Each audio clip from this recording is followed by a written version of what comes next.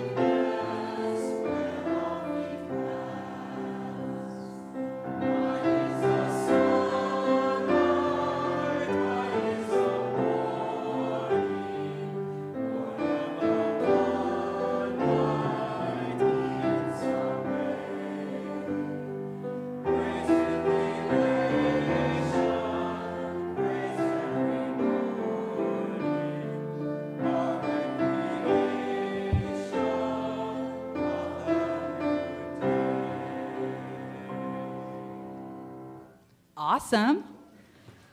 So today our chalice at Live Oak is being lit by Eleanor Mays. They said I could pick any kid. I picked the one I made. Come on up.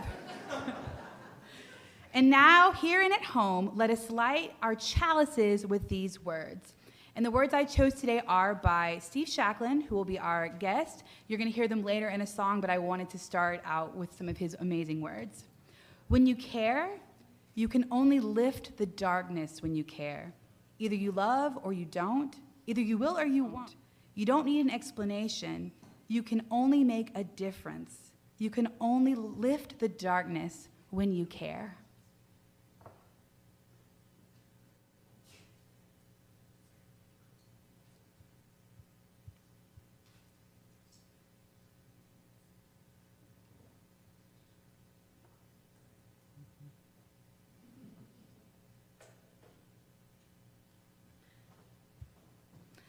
And now we're going to do the affirmation of covenant. This is a congregation bound not by creed, but by covenant. May those in agreement affirm this covenant now. We affirm a caring community of and for all ages, seeking wisdom, doing service, and living with integrity. In our diversity, our covenant holds us in unity as we celebrate our shared spiritual journey. Thank you. I'd like to now bring up our guest speaker. He is an award-winning singer and songwriter who has had shows off-Broadway in Los Angeles and all over the world. He's even traveled on cruise ships and taken it everywhere. He's amazing. You can read his biography on Wikipedia if you can figure out how to spell his last name. It's a name I carried with me for many years and was happy to slough off. But more simply, you can look up Bonus Round and you'll find him. So yes, he is an amazing and well-known singer, but to me, he is one of my top 5 favorite uncles, probably, for sure. And one of the first queer people I had in my life to look up to. I'm also a queer person. You're gonna figure out so is he. And one thing is I remember maybe 94, 95, my parents coming to me and saying, Uncle Stevie is sick. And I said, well, he'll get better. And they said, no, baby, he's not gonna get better because he has AIDS or HIV. And that was so hard to hear, but guess what? They were wrong. He proved them wrong. He's one of the only survivors of that big AIDS epidemic back in the 80s and 90s, which I'm sure many of you remember.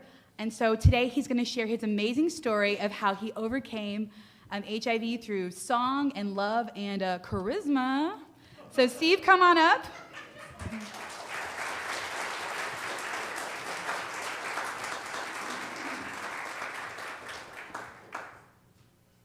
So, good morning. My name is Steve. Hi. I'm going to sing you the songs that saved my life.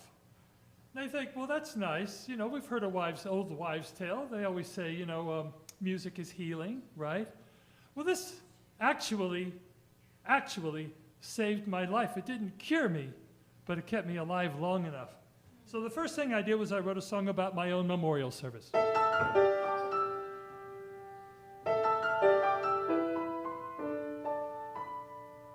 Perhaps someday, for several hours, you'll fill some church with lots of flowers and display some saintly shot of me somewhere in the hall.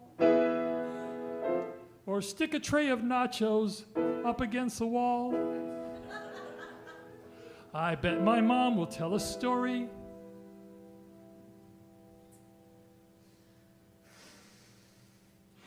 We just lost my mom. Endowing me with lots of glory, and punish you by making you listen to my song, or torture you by forcing you to have to sing along. Somebody save me a seat somewhere in the back, 'cause I'll get bored and go across the street and eat a snack and grab a beer at the bar. Find a piano and get out the tip jar. Somebody save me a seat at that piano across the street, 'cause I'll look back and laugh at you, 'cause you'll be bored as hell. And will you wonder if you really knew me? Will you wonder if you knew me at all? I'll sing all the secrets I'm too ashamed to share. I'll sing about courage that came from God knows where.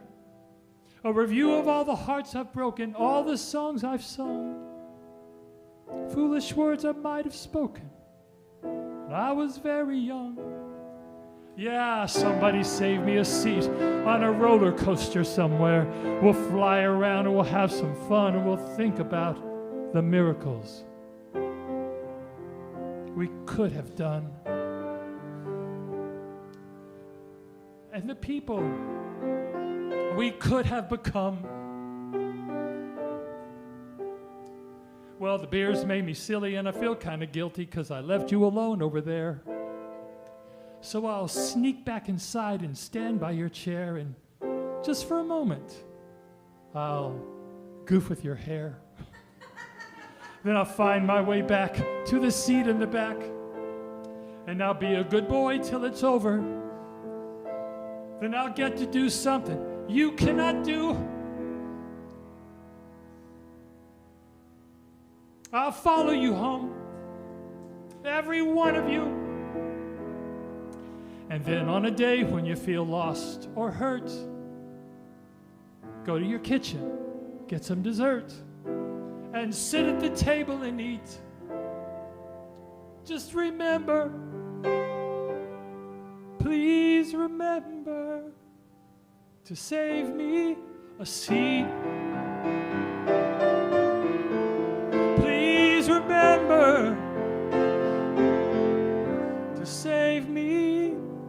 a sea. Thank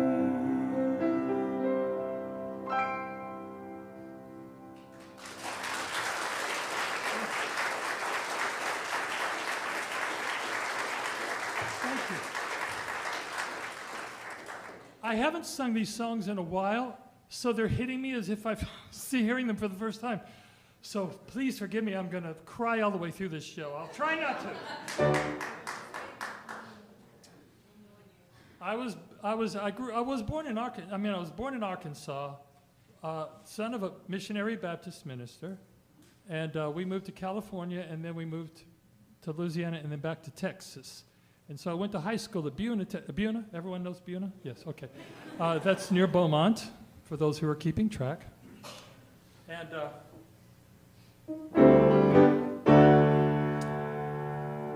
I remember, I don't know what key this song is in. There it is, key back. Okay, good. I'm getting there. So my dad was a beautiful human being, is a beautiful human being. My mom was also a beautiful human being. She was a nurse. And I always thought about them, even though they were, well, Baptists. The one thing I took away from them is that they really did understand the meaning of love and community and service, which I don't care what religion you are, if you can do love, community, and service, you are a human being. And that's why, as a UU, that's why I vibe so much with the UUs, the Unitarians. But one day, so we got out to California in our very first congregation that my dad had. The church had kind of broken up and it wasn't doing too well, and the previous pastor, I think, had ripped off the congregation. And so we had a congregation of 12, just like Jesus. And I remember thinking, he built the church up, and when it got to a nice large attendance, built a new building, my father resigned and moved on to go to another small church to start over again. And I asked my mom about this, and I have this memory because I'm very young, and she said, well, you know, Daddy didn't really have a lot of education, and he thinks the bigger congregations would be better served by someone who was more educated. And I thought, whether that was true, I have no idea if that was true, but that's what she told me. And I thought, the preacher stood in front of the church he built, and he said, I'm leaving. I love you all, but I barely finished high school. And now you've grown much larger. You need someone who's smarter, who's been to college, who knows the language. Well, I stood and back and thought about the people he helped save. He fed the poor and he helped the sick and the dying. It's nice to have some knowledge you don't learn in college, how to treat people, how to love people. And I thought the preacher made a mistake that day, 'cause I think the people needed him to stay. The preacher and the nurse, always giving more. The preacher and the nurse had an open door. She was a nurse. I know I could do worse than to be just like the preacher and the nurse. Well, the nurse would play the piano and teach the ladies in the church. She couldn't bear to leave, but they were tired. Sliced the preacher had to slumber underneath the lumber, building the church house, guarding the church house. Cause the preacher just went in.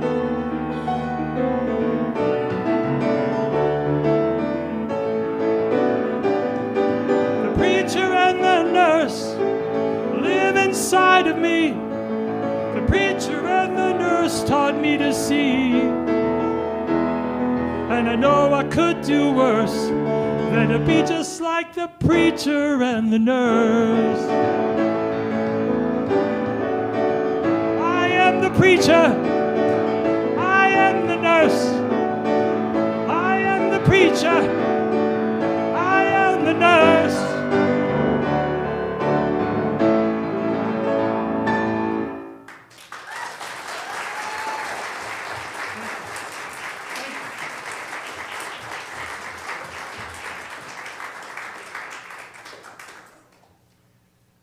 So we'll all get through this together, I swear. When I was diagnosed with HIV, my friends gathered around me and they supported me. At the time, it was a very scary disease. In fact, I remember there were times people would go on television with it, and the cameramen would refuse to enter the studio. So they would lock the cameras down, desert the studio, and the person with AIDS would be led into the room. It was a very dark time for people with HIV, but the thing that drove me crazy, even though my friends supported me, is at least 2 to 3 times a week, sometimes twice in a day, somebody would come up to me with a cure. There's a peach pit in Mexico. They pump oxygen up your butt in Germany. There were so many different cures, and every time I would say, well, great, I'm glad you found somebody who's cured, I'd love to meet that person. And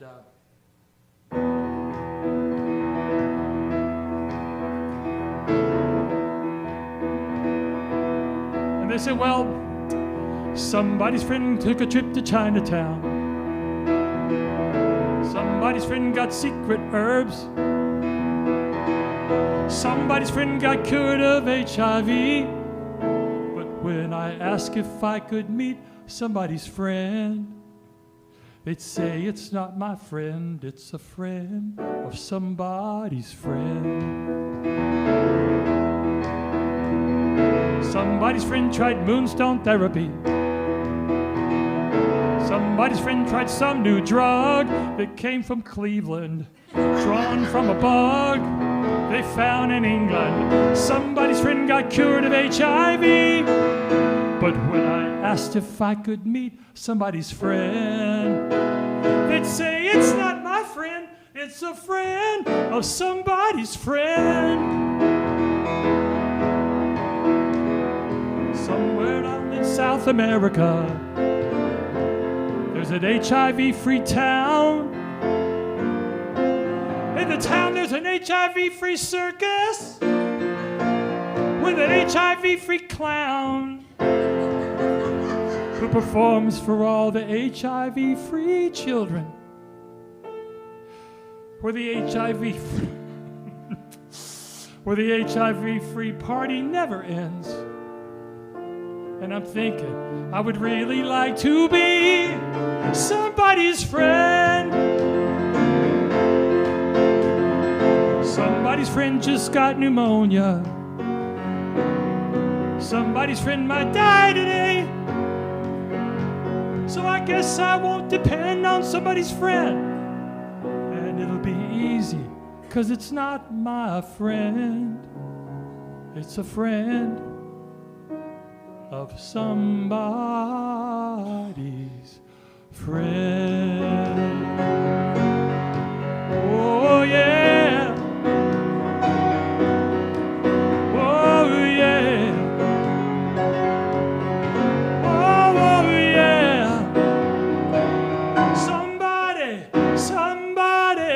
Somebody's friend.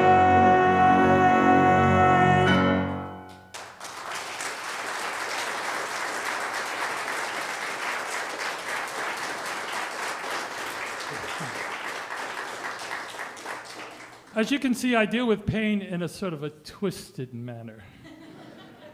Because laughter is just as healing as anything else. However, one day, I was feeling really bad for myself. And I thought, I've got to get some help because my brain is exploding. Somebody told me about a group they went to filled with people with HIV. So I decided to go check it out.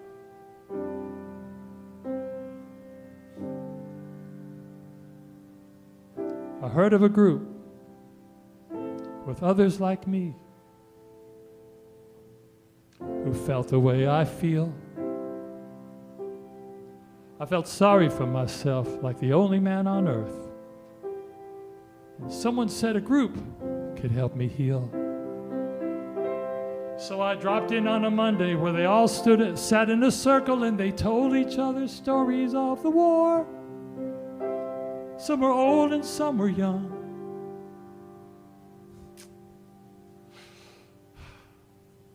But mostly they were young. And mostly I kept looking at the door.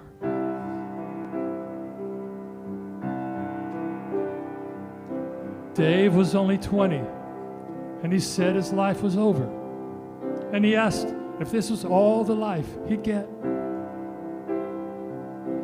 Bill was 50, going blind, complaining of infections, which he got from tubes connected to his chest. John at 30 had some spots. He didn't like to go outside. He said his mother hated him, that he was just a prisoner, and he wished he had the guts for suicide.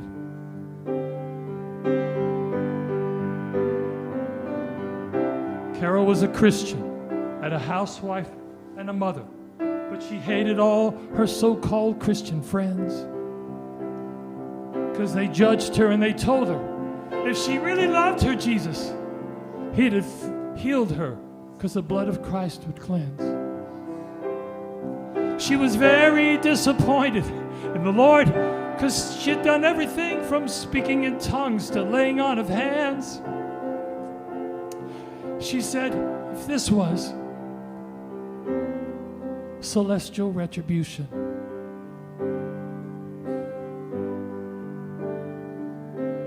then none of us stood any kind of chance.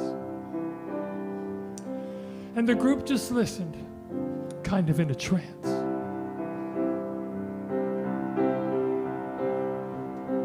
Dave was only 20, and he said his life was over.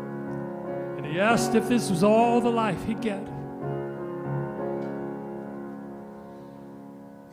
And they told him.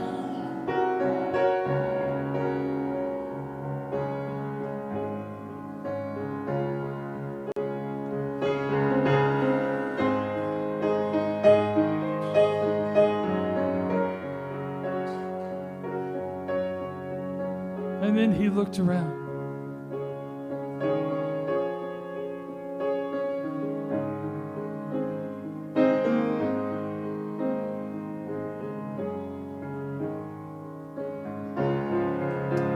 And the sickest ones were scaring me. The youngest made me sad. And the ones who looked pathetic just made me feel pathetic. There was one who seemed to know a lot and one who had no clue. There was one who said we needed vitamins, and as they said what they were going through, I cried, 'cause I was going through it too.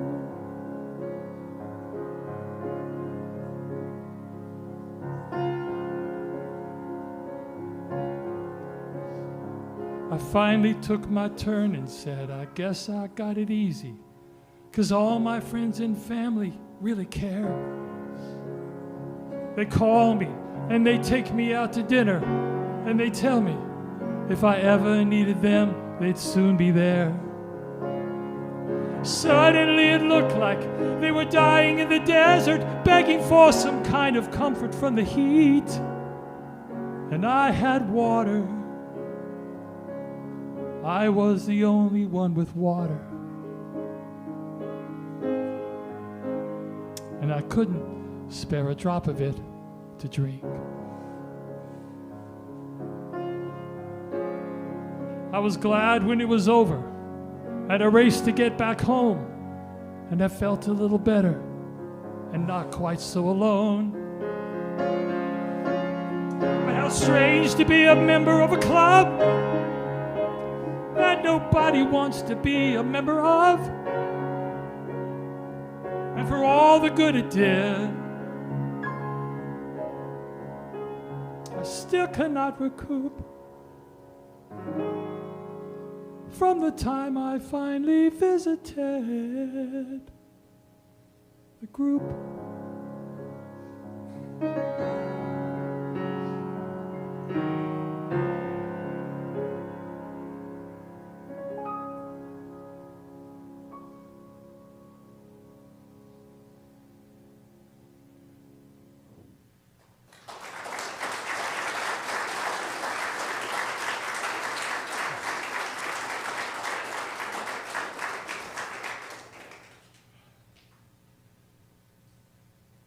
I had a friend who was, I used to be in a gospel band back in Jacksonville, Texas.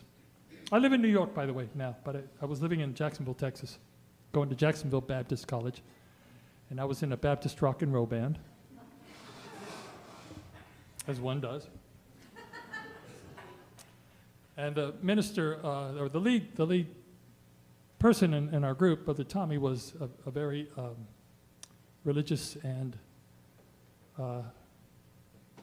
I don't know what the word is. He was very strict in his beliefs. And when he heard, years later, when I was diagnosed with HIV, he called me out of the, I had a really bad day.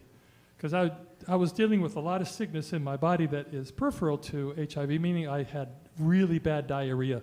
I had diarrhea for like years, and I never could get it stopped. And so I was taking narcotics to gum up my system. I was doing everything I could just to make it through every day, and my stomach was hurting really badly, and I was in pain. And so he calls me in the middle of an afternoon. I'm going to put on my preacher voice, so be careful. He said, I picked up the phone and said, hello. He said, you need to renounce your evil homosexual nature and come back to East Texas, where I will baptize you 7 times in Lake Jacksonville and heal you of AIDS. I didn't even know Lake Jacksonville was in the Bible.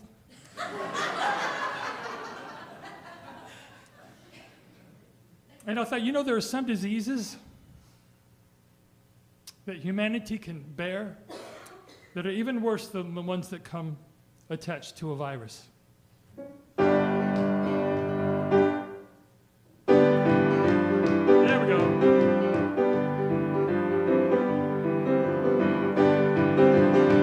I say I'd rather be sick or even ashes in some pot than to be stuck pretending to be healthy when I'm not. I know you think I'm dying 'cause I'm under Jesus' curse. Well, if I'm on my deathbed, I don't want you for a nurse. At least I know what's killing me. I don't live a fantasy. I know you disagree. At least I know what's killing me.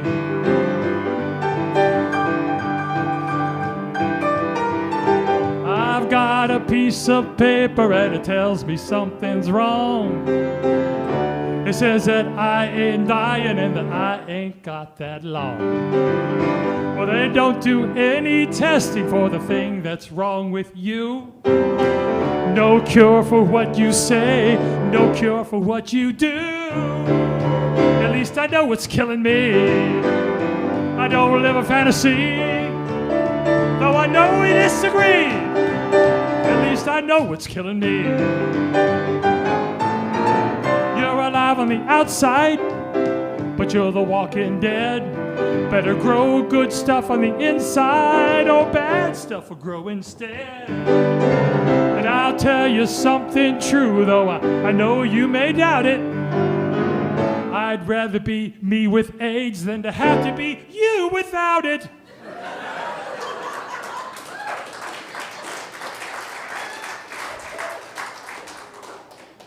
At least I know what's killing me. I don't live a fantasy, though I know we disagree. At least I know it's killing me. At least I know it's killing me. Though I know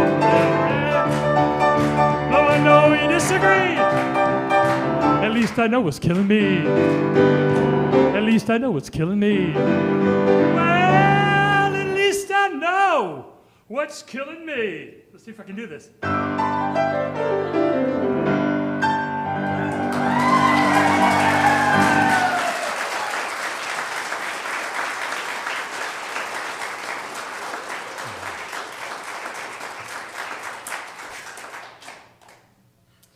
Thank you. Thank you very much for laughing along with me on this. And crying along with me. You know, good cries. Good cries. Good laughs. This is how we heal. This is how we bond as a community.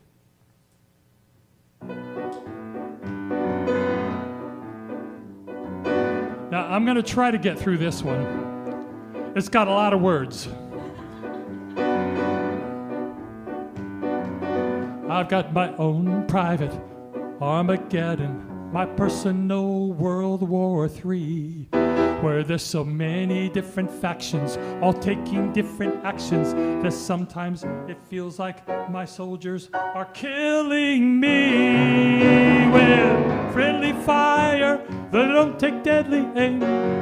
Friendly fire, but it kills you just the same. Is your death more dignified when the people you admire turn around and shoot you down with friendly fire? This is because the medications were often worse than the disease. I've got a battleground in my body where there is no DMZ. 'Cause I'm so full of medication, I'm like a ravaged nation, and sometimes it feels like my doctors are killing me with friendly fire, though it makes the enemy look tame. Friendly fire, but it kills you just the same. Is your life more meaningful when you're dancing on the wire and you're always in the line of friendly fire? Everyone's flying their own flag or pennant. Everyone's trying to frag the lieutenant. The troops will be deployed with the signed affidavit. The town must be destroyed in order to save it. You've got an army now of doctors who don't know how to cure your ills, but they've got pills enough to choke a cow. Over hills, hills of pills, pills that give you chills and thrills, but your symptoms keep rolling along. You're gonna pay, my boy, you're gonna pay. Not just with money, but with side effects that aren't so funny. Off we go into a drug-filled stupor, flying high into the sky. From the walls of pharmaceuticals to the scores of remedies. What we give you in these bottles will be worse than your disease. I don't know, but I've been told Kombucha is a magic mold. 2 cups, 2 more. I feel even worse than before. There's a woman named Louise. Tells me my immunities. She can restore. She sells seashells. She sells T-cells by the seashore.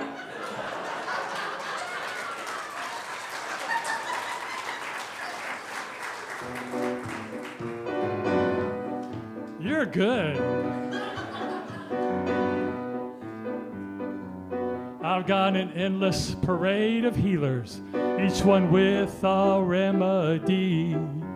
The New Age shamans and physicians prescribe their ammunitions, and sometimes it feels like my doctors are killing me. With friendly fire, though they don't take deadly aim. Friendly fire, but it kills you just the same. Is your death more dignified? No. Is when you hear the angel choir, if you know that they were sent by friendly fire, fire, fire, Ready, aim, fire!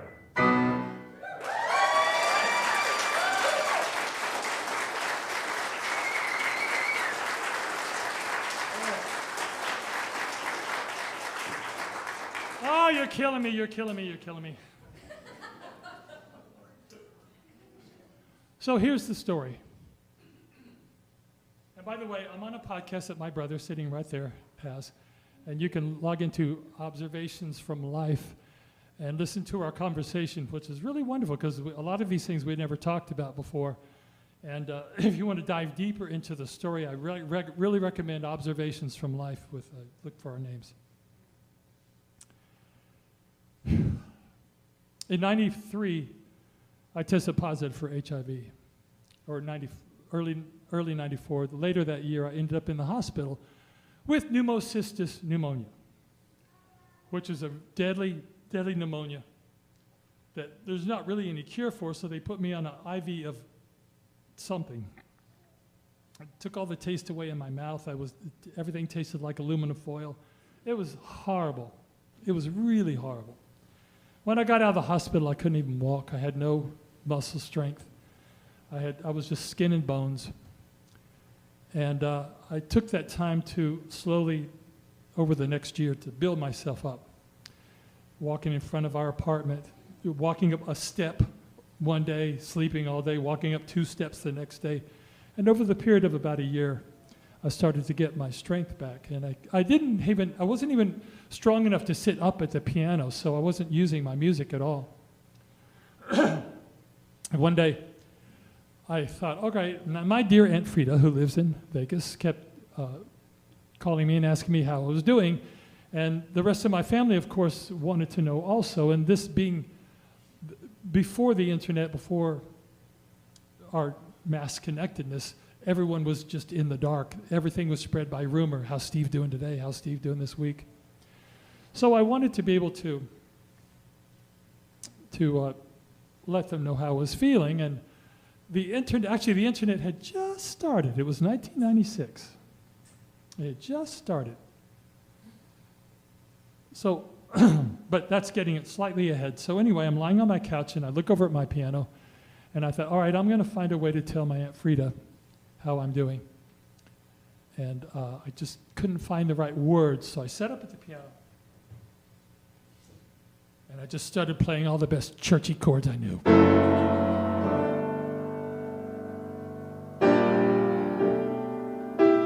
That wasn't a good one, but you get the point.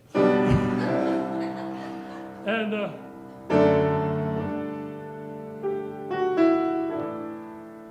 I just started playing these chords over and over, and I leaned my head against the piano and all day long I'm playing.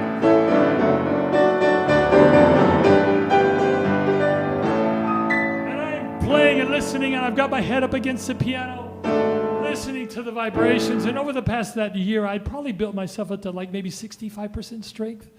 Like I was strong enough to sit up, strong enough now to walk around, strong enough to sort of be functional.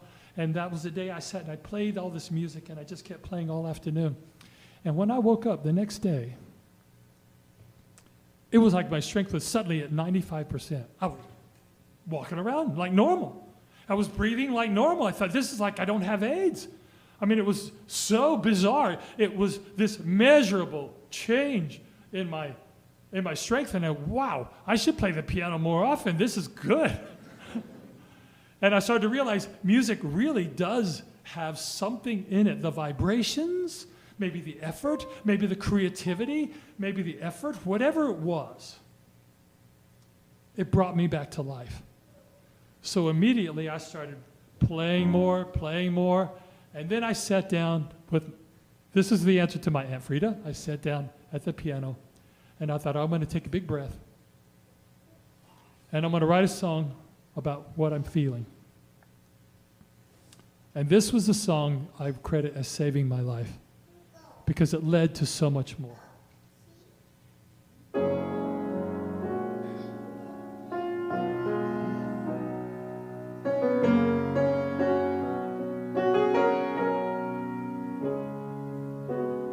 I saw a neon sign that said emergency.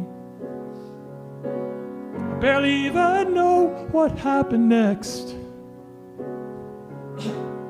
Collapsing in a doorway and then down the hall, connected to a meter. We should all be connected to a meter.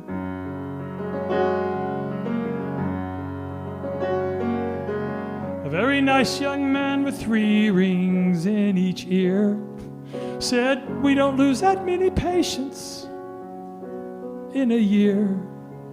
He rolled me to a lonely room with a light beneath the bed, connected to a bottle.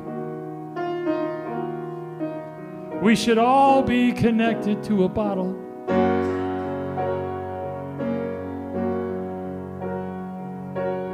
Every night at 1 a.m., the angel of the nighttime would wake me up and give me something good, and then give me something bad. All day long I'd channel surf, that's all that I could do. I couldn't read a book or walk around. You know you've hit the bottom when you're glad to be connected to a TV. We should all be connected to a TV. I dreamed I was on Happy Days, that I was playing Richie, with Patsy begging Richie not to die, 'cause they'd never let Richie die. Friends would come around and bring me little things and say how much they needed me to live. They told me I would make it, 'cause they said we were connected to each other. We should all be connected to each other. Now someday if I lose this fight to carry on, please send me someplace gently out to sea. Then listen as I whisper softly in your ear. Connected to each other, we will always be connected to each other.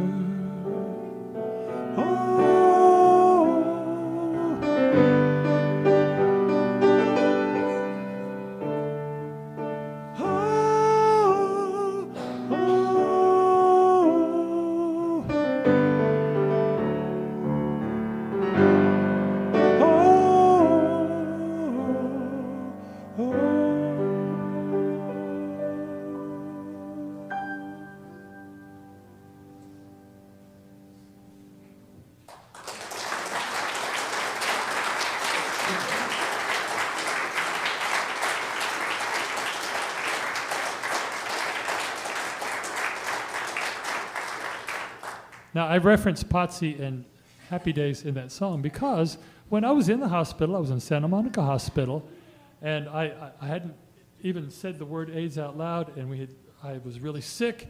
The pneumonia had happened. They took me into the emergency room, and I'm lying there. They've hooked me up to all of these things, as I say in the song. And all of a sudden, in the doorway, there is Anson Williams, the actor who played Patsy on the sitcom Happy Days. And I think his wife had choked on something, so he was waiting for them to finish with her. And he saw me looking like death warmed over, or death colded over, and came up to me and said, "What's wrong?" And for the first time out loud, I said, "I have AIDS!" I screamed it out loud, just out of anger and fury and frustration and denial. And he came over to me and he took my hand and he said, "You know, you don't know me." I said, "Well, I've seen you." He said, but I know that there's going to be more for you in this life. And this is not the end of your story. And I thought, I'm going to live. I decided that day that I was going to live because I didn't want the last celebrity I ever saw in my life to be Potsy.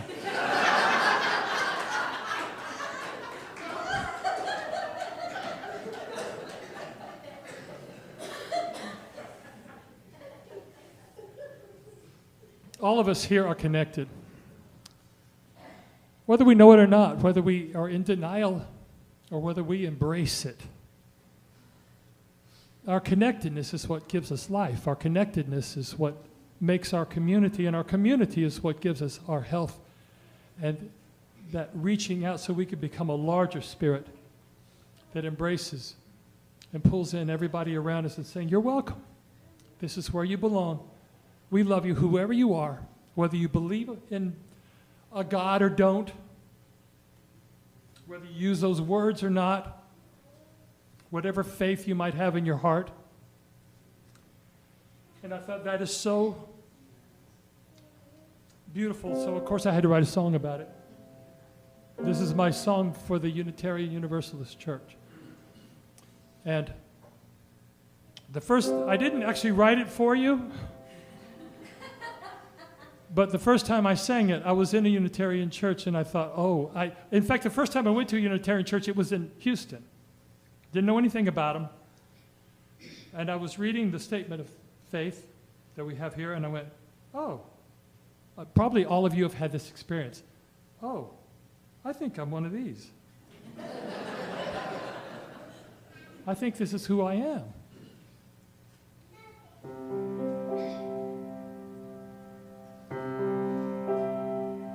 A simple faith, a quiet faith, not complicated, something you feel, and that's what makes it great. It's just a simple faith. A simple faith, a quiet faith. I cannot defend it or prove that it's real. And that's the risk you take. It's just a simple faith. Because there'll be always somebody judging you. There will be always somebody watching you.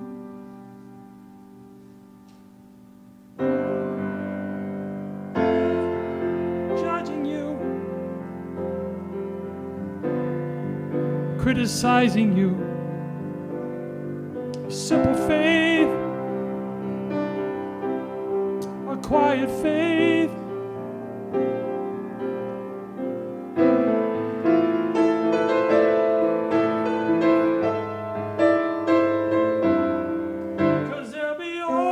Somebody watching you. There will be always somebody needing you, listening, following. A simple faith,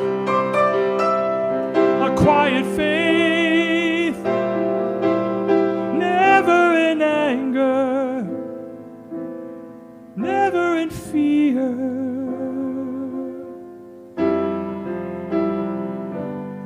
They will lead to your fall.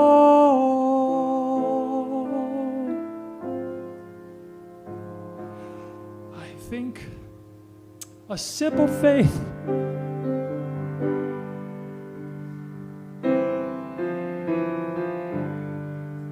isn't very simple at all.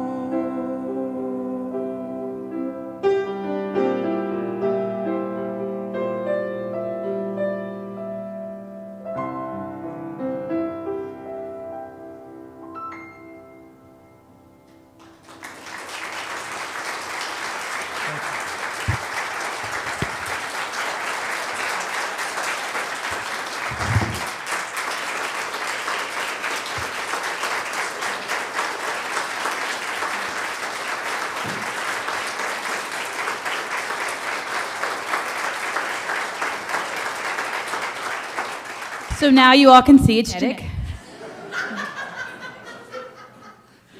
I was handed a joy, so I'm going to do 2 joys right now. One joy from Barbara is I am retired.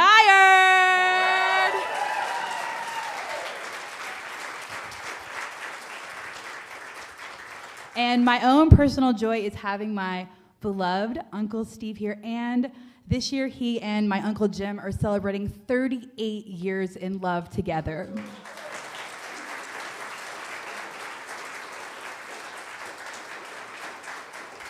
Which even in a time where queer love is still under attack, I have always had them as an example that queer love is real and beautiful, and the fact that they fought together through this has always been an inspiration to me, so thank you. And hi, Jim. He's in New York, he's not here.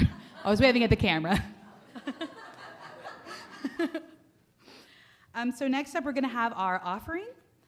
We are the tradition of the Free Church. Our church and our community outreach are supported not from an outside source, but from within. Generosity, therefore, is one of the spiritual values we recognize as central to our personal and our institutional well-being. We share what is offered every week with an organization that upholds our Unitarian Universalist values. This month, we're helping to empower the dream of queer empowerment pride. Woo! Come on. It's Pride Month, which incidentally I will be performing at, so you all better be there. Well, you're excused, but the rest of you. And we're gonna have Joel come up and tell you more about it, so come on up.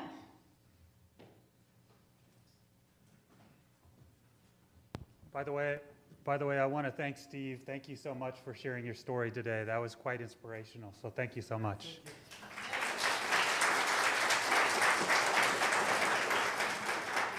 So unfortunately, James wasn't here to talk to you today. He had another conflict going on, but you got me. My name is Joel. I'm the president of the church.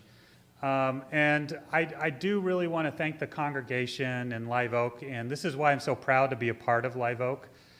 A few months ago, I talked to Leander Pride, and they had done an event last year that had over 600 people, and I was saying, man, it's going to be exciting what you're going to have. And they told me, we don't think we're going to have a Pride event. We have nowhere to do it. We don't have enough volunteers. And when I started talking to people at Live Oak, they were like, well, why don't we just do it here? And I have to say, once we provided the spark, the Queer Empower Conference that's going on between Cedar Park and Leander has just blossomed. It's grown into this huge fire. There's speakers. They've got a lot of conference level things lined up. They've got speakers here. They've got speakers in the other rooms. They've got performances. Our very own Elizabeth is going to be there as well. So I think this is going to be very exciting. The other thing that was very exciting to me is we did share the plate last month, and we were able to cut a check for $1,000 to the Queer Empower.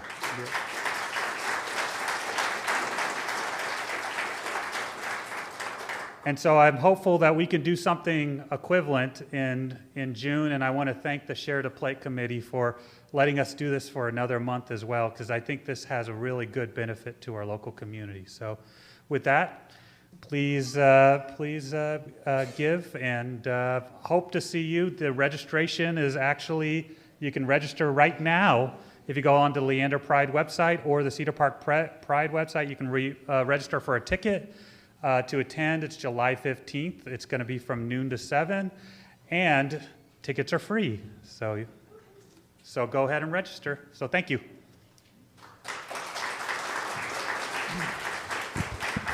May an offering be received in gratitude and love. Steve? There's a light holding us together. There's a light holding us all together. You can call it fate.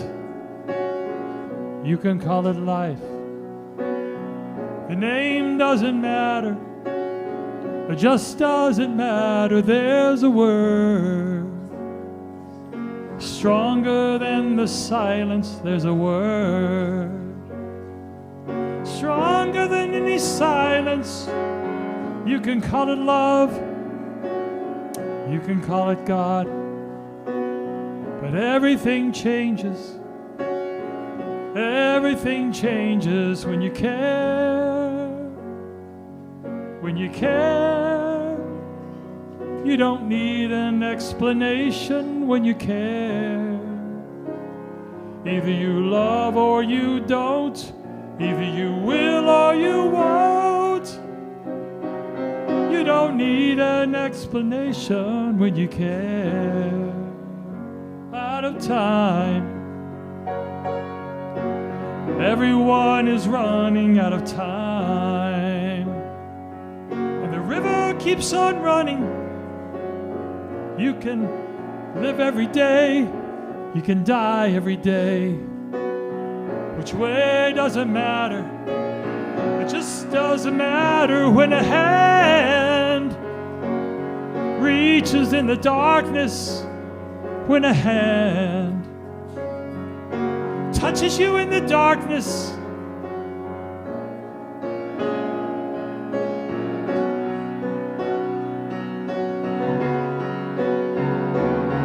When you care, when you care, you can only make a difference when you care. Either you love or you don't, either you will or you won't. You don't need an explanation. You can only make a difference. You can only lift the darkness when you care. When you care.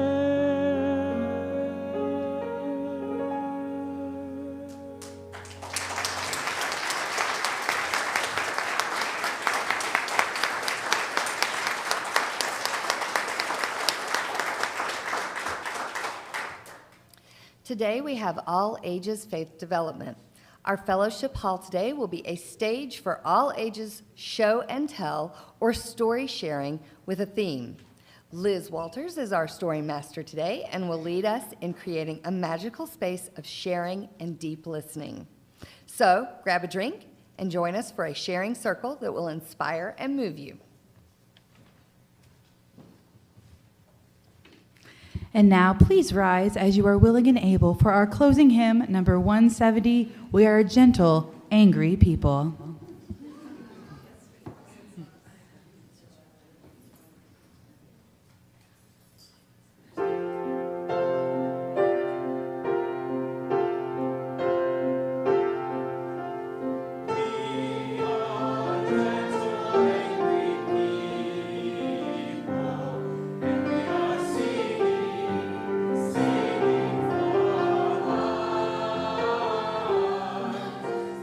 We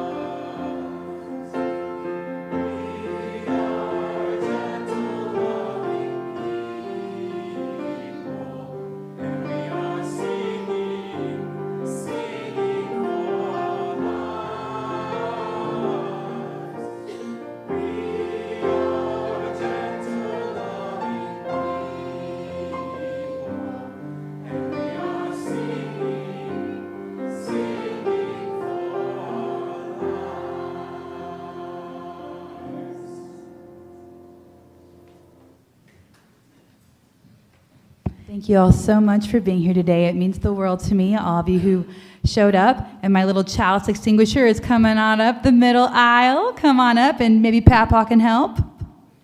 Papa? Let us say these words to each other.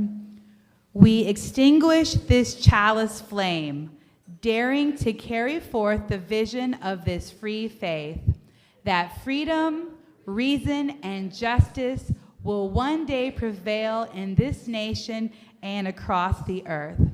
And now, as we depart, we extend and receive the gift of hospitality by taking the first 5 minutes to talk to someone whom we don't yet know well. May we all know the blessings of friendship and community.